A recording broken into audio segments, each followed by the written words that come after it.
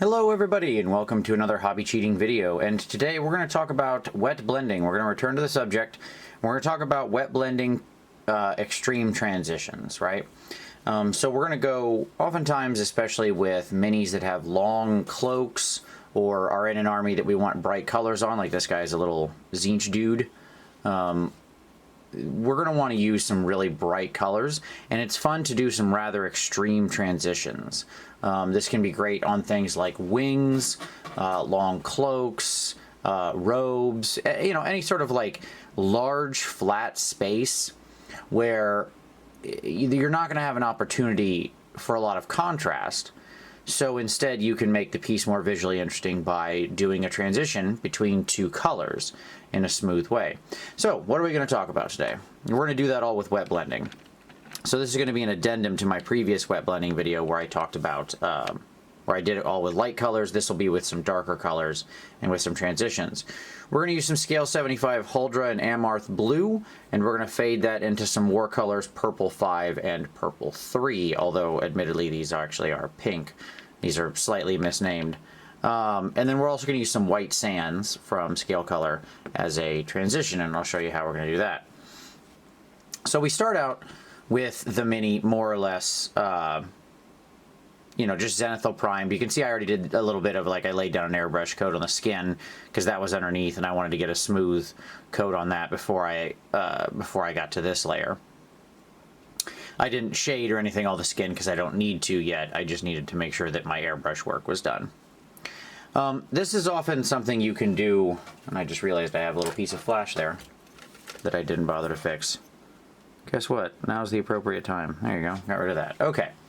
So, you often see these stark transitions with an airbrush, but one of the problems with doing it with an airbrush is that they're going to be, it's going to look airbrushed. Now, that's not necessarily a bad thing. You can back that out with things like inks and stuff like that, but we're going to do it with a good old-fashioned brush.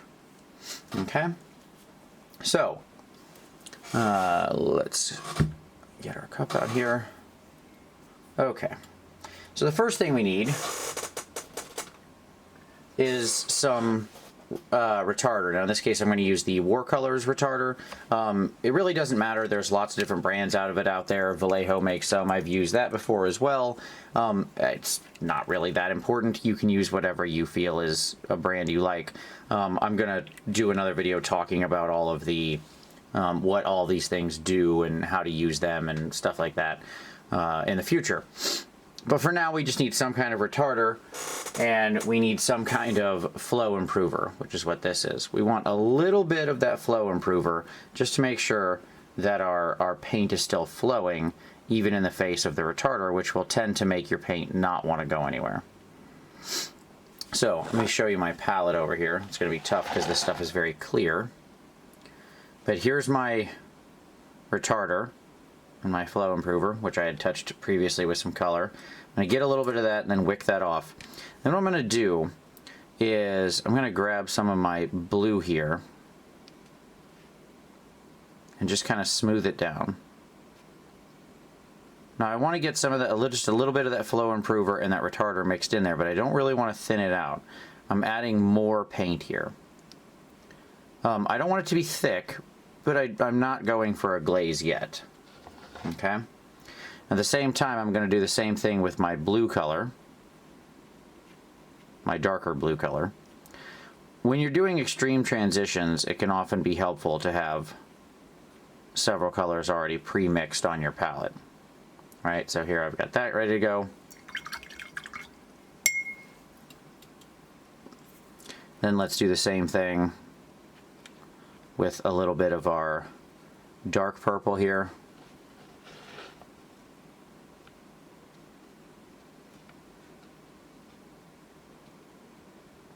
Flow improver is a great thing with War Colors in general. Being a gel-based paint, having that flow improver can actually get it moving really nicely. Let's get rid of that. And then we're going to do the same thing with our pink. You'll notice I'm kind of like pulling in the other colors. Like, that is to say, in my little drop of retarder here, I have the other colors mixed in. I don't really care. It's such a micro amount. It's not going to actually pollute your color in any real way, you'll notice. If I was doing this for like a competition piece, I might be extremely careful. But when we're just talking about your army piece, you're not going to notice. Now I also have the white sands down here on my palette already thinned out and ready to go. Alright, so now that I got those 4 color mixes ready to go, let's go back to our mini. So, we want to use a relatively big brush for this, and we don't want to use one of our nicest brushes. So this is one of my old Windsors. So I'm going to start with the... Sorry, I move stuff here. There we go. I'm going to start with the dark blue. And what I want to do here is a transition from blue down into pink. That's what I'm going to go for. So I get some of my paint on there, and then I wick off that excess, which means I just touch it to a paper towel, test it on my thumb. Now what we're going to do, we're just going to focus on this back area here. Okay. Then I'm just going to wipe, go straight into my blue, throw my brush around. Okay. Void off the end of the brush, which means I lick the brush. You don't have to do that. Then what I'm going to do is go into my darker color. Darker colors tend to be better for the immediate transition.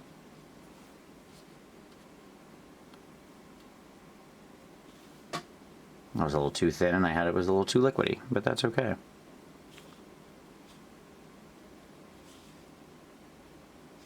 Because darker colors have less white in them, and so hence will tend to be more transparent.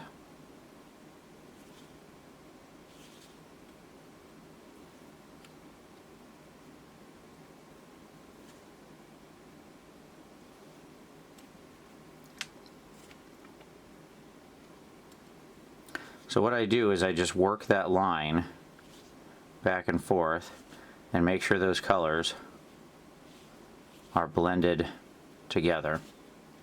Okay? And you'll see what I get because I'm putting together blue and this sort of, you know, pink color is I get a darker purple in the middle.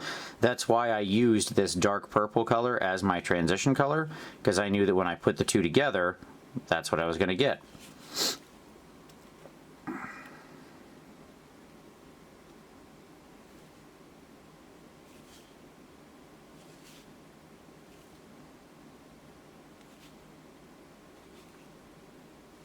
Okay. Now, because I still kept the paint relatively thin, you'll notice that with this first transition, we're really capturing the shadows here because of these little folds in the cloth. But you can see how, with it all being wet, it stays relatively smooth, and there's no like hard line there. We've got a nice move. We can reinforce some of the shadows. We'll get some of our darker blue out again.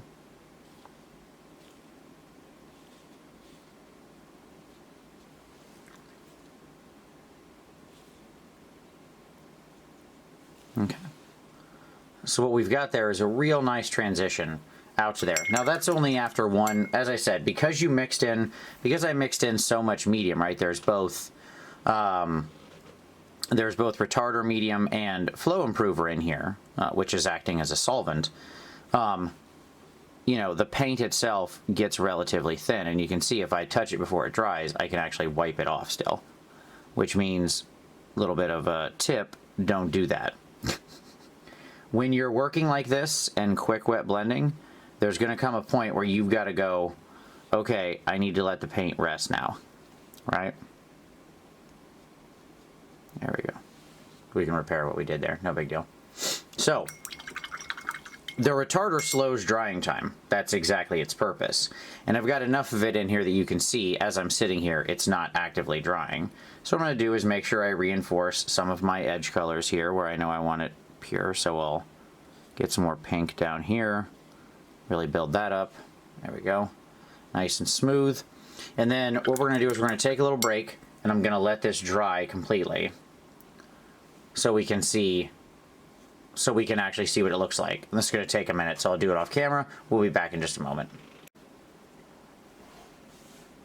All right, and we're back. So as you can see, we've got everything's mostly dry or dry enough for our purposes. And you can see that the color transition is there. It's nice and smooth, but the colors are still a little weak, right? And that's because we went on like this and we sort of void blended it. So not to mention we have a lot of different mediums mixing in with our paint, which is going to make them naturally weaker. However, that's okay. Because one of the things with wet blending, and I don't know if I really reinforced this in the first video, is you don't have to stop at one go of it. But the first thing I want to do is I want to re-pick out some of my highlights. So here on like this robe that's really picked out, I'm going to take some of that white sands and just kind of go across there.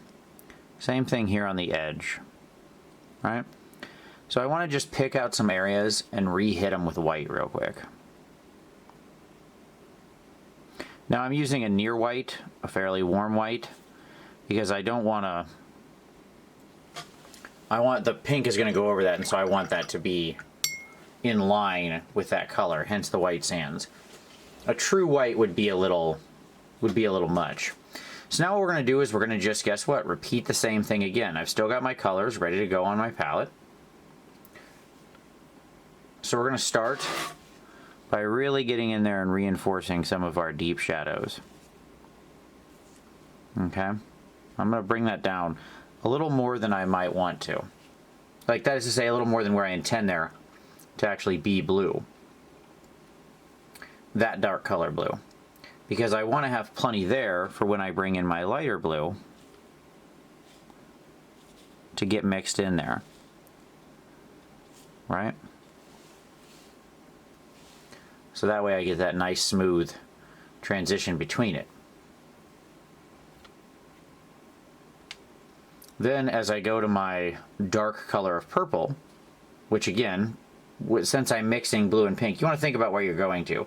If I were going to orange or something like that, a complementary color, then they're going to make brown when you put them together. So you want to think about how that's going to look. You want to transition through a dark step in the middle as opposed to necessarily a light step. Okay?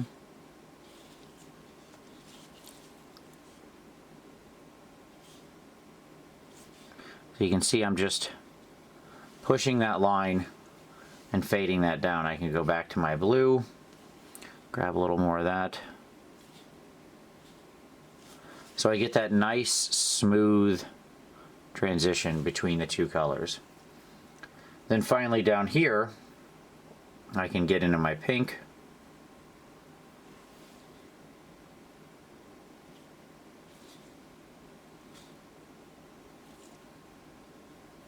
Okay, and that time I can go nice and bright, and I can just smooth out some of the edge of that, push that around on the actual model.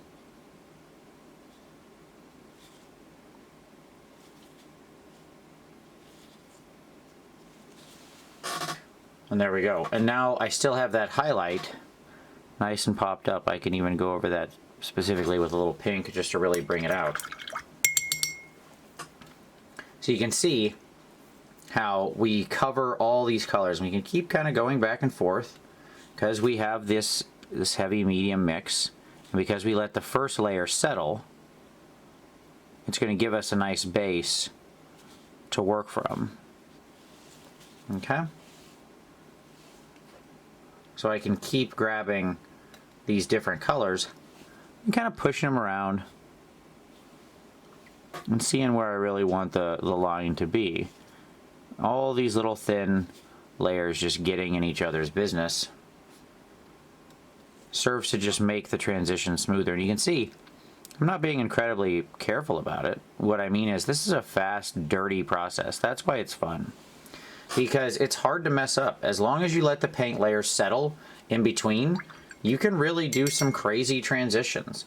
If you knock out some of your detail, it works great over things like zenithal, but if you knock out some of your detail, you can always come back in and build it back up. I can even do my tricks like edge highlighting here on the end or something. Or I can make a very bright version of that pink. And I can bring it down here. Oops, I got it on his... I can't flip him over and edge highlight on this, so... I had to do it like that. That's okay. It's very wet and has retardant medium in it, so guess what? If you mess up, you can just wipe it right off. So there you go. We can have this nice big transition between blue to pink, wet blended, all nice and smooth. We get that wonderful purple in the middle.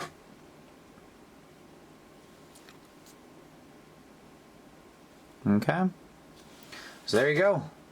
That's how we do our wet blending with dark colors and extreme transitions, going from a sort of dark blue to a pink. One of the things you can do afterward, we'll jump ahead here a minute, is I won't let it dry, but normally I would let this dry completely, but we can come back in with, you know, our very darkest color of our edges, just like I came in with my lightest color there on the edge.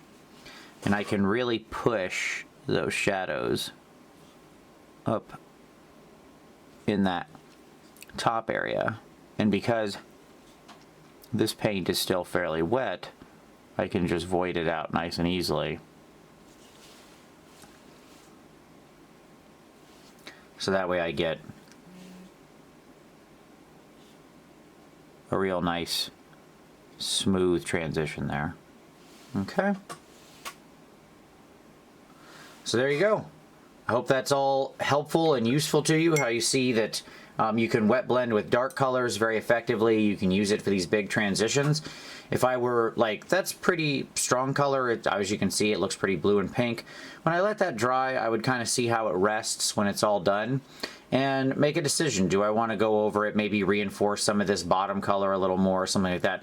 Once you have your smooth transition down, you can come back in with a couple glazes at the end when everything's dry and really sort of reinforce, just like I did there, some of your darker colors or some of your lighter colors, okay? So in the end, you can kind of decide how many times you want to go through the transition. As long as it's there and you've let the previous layer settle, you can go over it multiple times and achieve the same effect. So, there you go.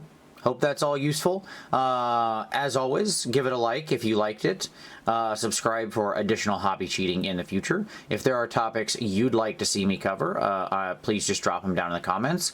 I always very much appreciate people leaving suggestions, as it does decide a lot of what I talk about and cover.